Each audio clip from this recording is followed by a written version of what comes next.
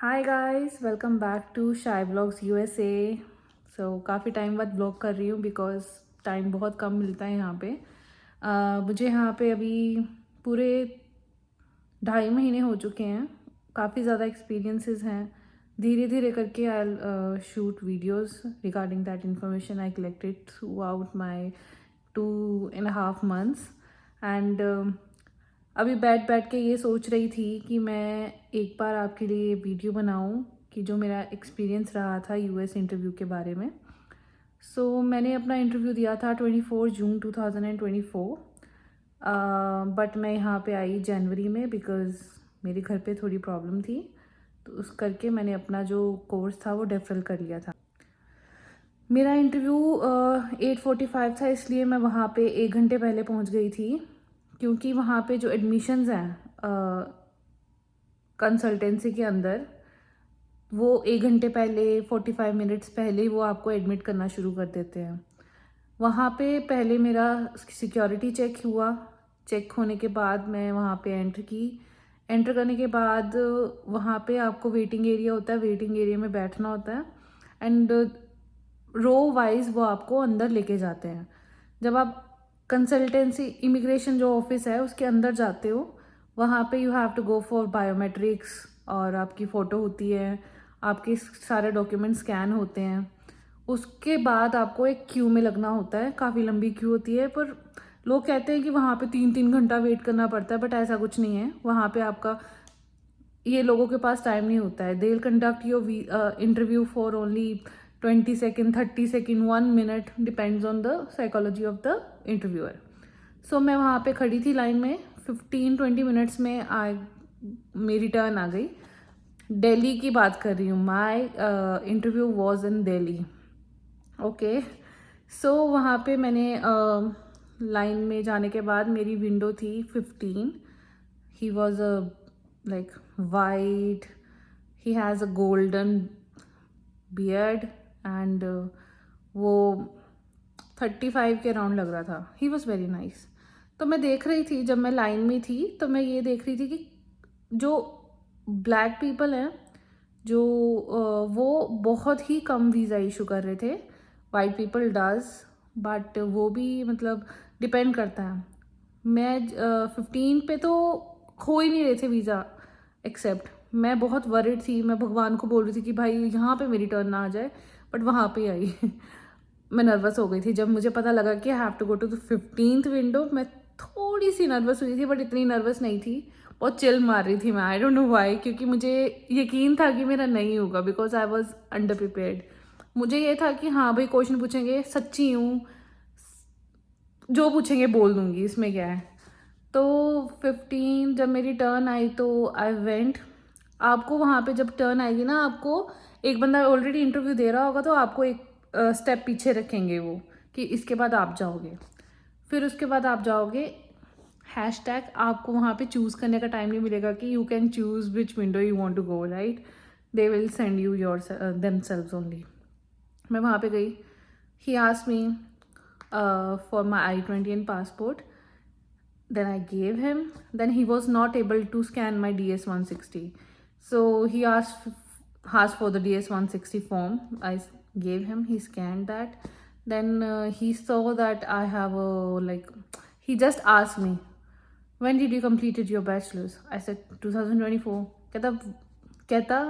कहते, what were you doing before that? Because I had a 2 years gap. So I explained him that I was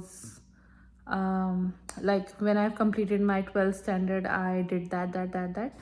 He didn't even let me complete my sentence, and within 20 seconds, I would say, he said, okay, I'm giving you visa. First of all, I was like, really, you are? So okay, thank you. मैंने बोला कि okay, thank you, what can I say. So I was happy. I went outside and I saw many people crying. I thought, oh my god, it's not a really big deal. But yes, the thing I realized after talking to the people who didn't get the visa is that the confidence, the eye contact is must. मतलब आप confidence में बात करोगे, your tone should be natural. It's not like कि I did that, मतलब ऐसा नहीं लगना चाहिए कि तुम कहीं से रट्टे मार के आए हो आंसर के. भाई कॉन्फिडेंस में जाओगे, आंसर दोगे, definitely you will get the visa. And yes, DS-160 form अच्छे से फिल करना, because that is only the impression on visa officer. क्योंकि वो आपको नहीं जानता है, उसने आपको जानना है आपके DS-160 से.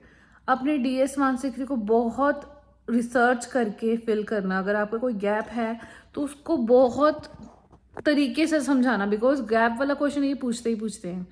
एंड वन मोर थिंग, अगर आप US आना चाहते हो तो लोन लेके आना, अपने फंड्स में मत आना, because they trust loan more than your funds. Luck होगा कि आपको फंड्स पे मतलब कि आपके जो पर्सनल फंड्स पे हैं उस पर वीज़ा मिल जाए, that is luck. Otherwise go for loan.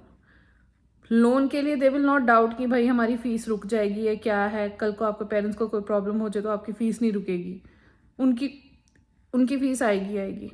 ठीक है. एंड इतना बड़ा हवा नहीं है जितने लोग बनाते हैं. सिंपल है. Confidence, eye contact and a natural tone. Yes, answers याद करो, पर उसमें ना आप अपने कीवर्ड्स याद रखो कि भाई अगर मेरे से मेरे फंड के आंसर पूछे तो मुझे क्या क्या इंक्लूड करना है ना. कीवर्ड्स याद रखो, या रट्टे मत मारो आंसर्स के, because this is the worst thing you can do for the visa interview. And अब मैं US में हूँ, है ना. यहाँ पे अगर मैंने यही रियलाइज़ किया, जितने भी यहाँ पे स्टूडेंट्स हैं उनको फर्स्ट टाइम पे इनको मतलब वीज़ा मिला है. क्यों मिला है? Because they all are on loan, including me. And मेरे साथ थे जो मतलब कि जिन्होंने लोन नहीं लिया, वो अपने पर्सनल फंड्स में जा रहे थे. They got rejected. And also I know because of fund, because उसने 5 to 6 टाइम्स ट्राई किया है और उसमें ही उनके फंड्स को ही लेके क्वेश्चनिंग हुई है बार बार.